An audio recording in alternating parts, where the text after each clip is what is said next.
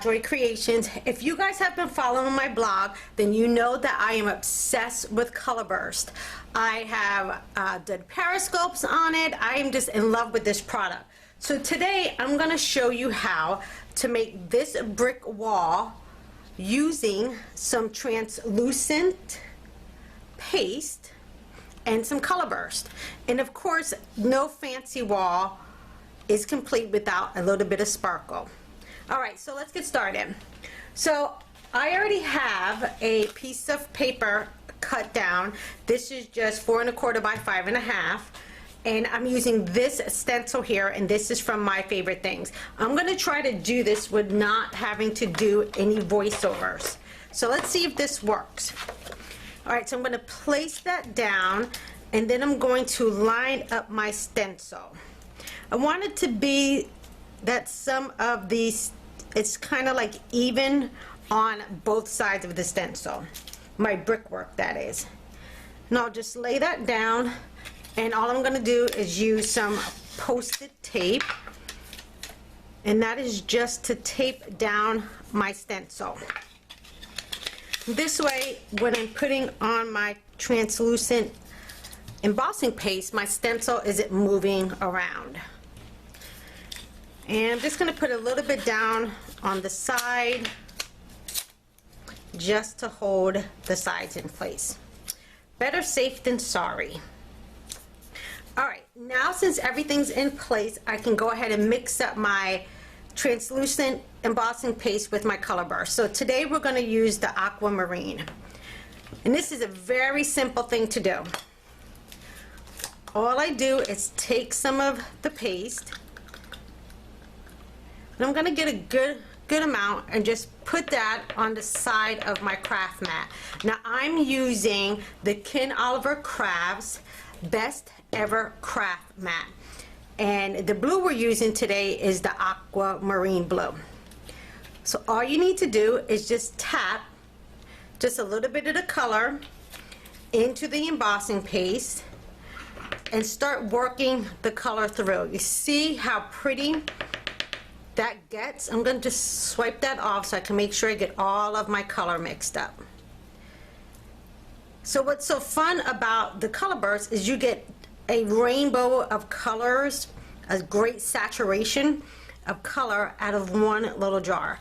So I'm going to scoop up as much as I can on the first try, and I'm just going to plop that down and smooth it out across my stencil. I just try to get an even coat across so I have a great base layer. And what's so awesome about this is that it dries really, really quick. Just going to add a little bit to the corner. Now if I was finished, I would just stop right here and pull up my stencil, but I want to add some color to my base color. So I'm going to add in some of the lemon yellow. Just going to tap it along in a few spots on my bricks, and then you're going to see the magic kind of happen. Because the translucent paste is still a little bit wet, I'm going to get some color variations, but I'm also going to help that process by using my little mister. So I'm just going to kind of like aim and shoot some of that color, and I don't want too much because then my paper is going to get saturated. I did not use watercolor paper with this, so I just want my yellow to have a kind of pop in different places. Alright, so now I'm just going to lift up my stencil, and we get a really cool wall. Can you see that? I love, love, love this stuff. Alright, now on this one here, you'll see it doesn't have a shine to it. That is because on this one I actually just use spackle, like the spackle that you would get from Home Depot or Lowe's.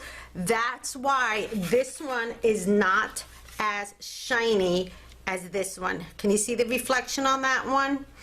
So And you can also see with this one here, it dried a little bit darker than the one I did with just the spackle. So you can use the translucent embossing paste, you can use regular spackle, you can use iridescent embossing paste, you can use texture paste by Ranger. It's totally up to you on the finish you want to get on your card.